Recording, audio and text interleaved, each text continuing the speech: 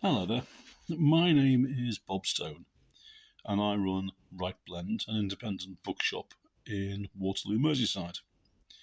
Now, normally I do these videos to recommend books to you.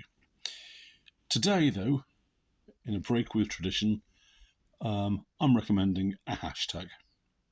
That hashtag is hashtag Think Independent.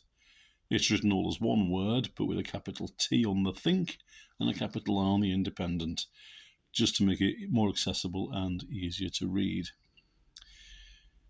Its purpose is to promote and encourage and support independent businesses, but not just independent businesses, independent creators too, independent authors, musicians, illustrators, independent publishers, independent craftspeople.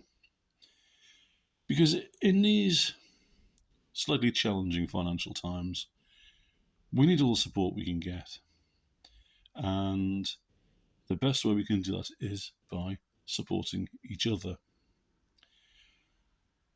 What I'm suggesting and requesting is, if you are an independent business owner or an independent creator of any kind, whenever you post on social media about your business or about your services or about your books, use the hashtag ThinkIndependent.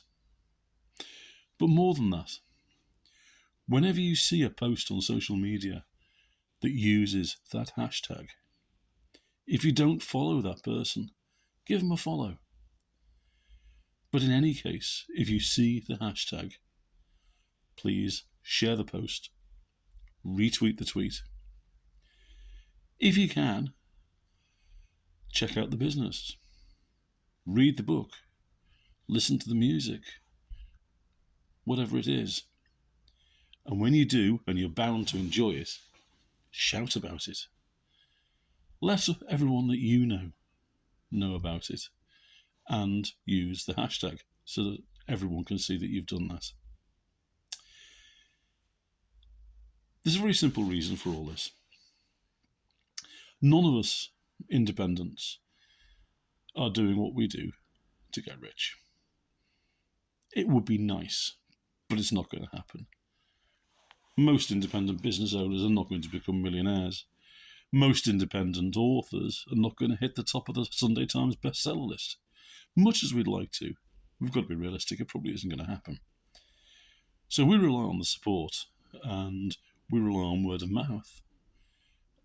But we do what we do because we have a passion, we have an interest, we have something that we want to share, whether it be the books that I sell, the books that I recommend to people.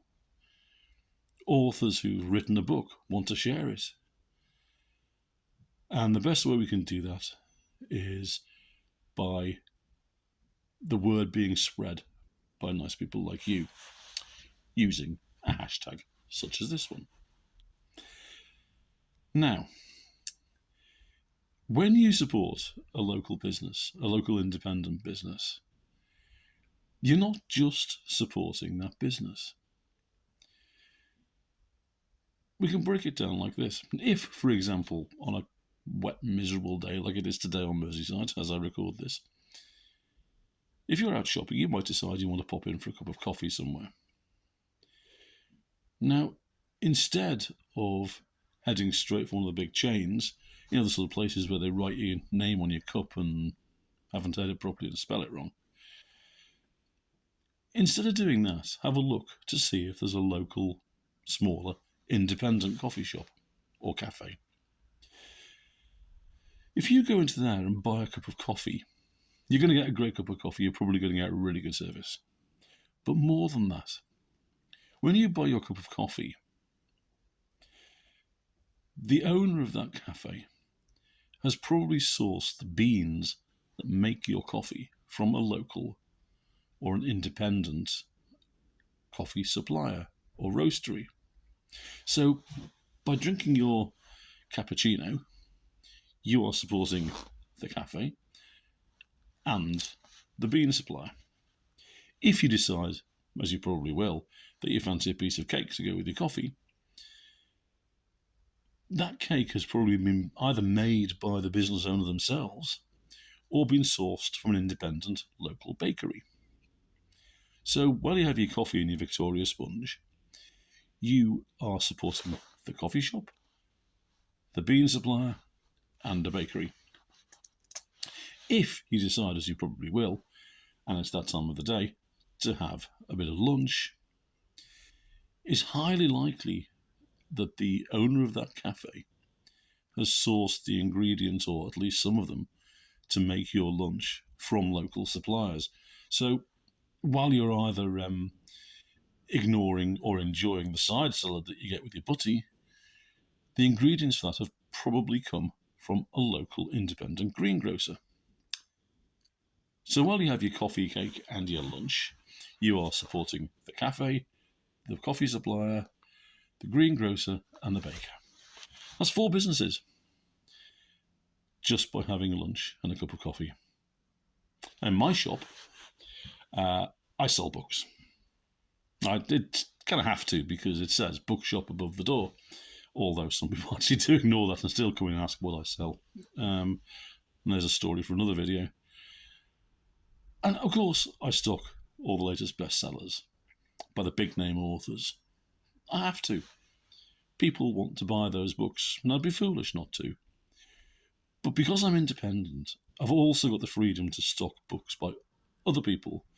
I stock books by independent, self-published authors, or books from smaller independent publishers. And I stock them because they're great books and because I can. Now, as well as the books, I stock greetings cards produced by a lovely local lady called Nanette, who runs a business called Inner Craftiness. Look them up, she's great. I've also got, upstairs, we have an independent record shop. It's a great little business called Collect and Survive, run by a very nice guy called Alan, who has a huge range of used and new vinyl. But also, once a month or so, he invites a local musician or band to come and play a small set on a Saturday afternoon. So if you were to pop in on a Saturday, for example, and have a good old look around, you might walk out of here with some books. I hope you do. Some even by independent authors that you've never heard of before. You might pop upstairs, buy some records, and also listen to a band that you've never heard, and you may buy their CD. All the people there that you are supporting just by one visit to my shop. Now, if you buy one of the independent books that I keep going on about, you may just think that you're supporting the author of the book, but you're not. Many of the independent titles that I stock are published through an organisation called Talk Publishing, TAUK Publishing, who provide a whole range of services to assist self-published authors get from the idea that they scribbled on a napkin or thought of one night, to get from there to publishing their book and getting it into people's homes and into their hearts. But it's not just a question of the author. If that author uses all of Talk's services, if it's a children's book, for example, there's an illustrator. There's also an editor, maybe a proofreader. It's possible that that author might have used some of the other services and had their book laid out and designed by one of the designers on the team.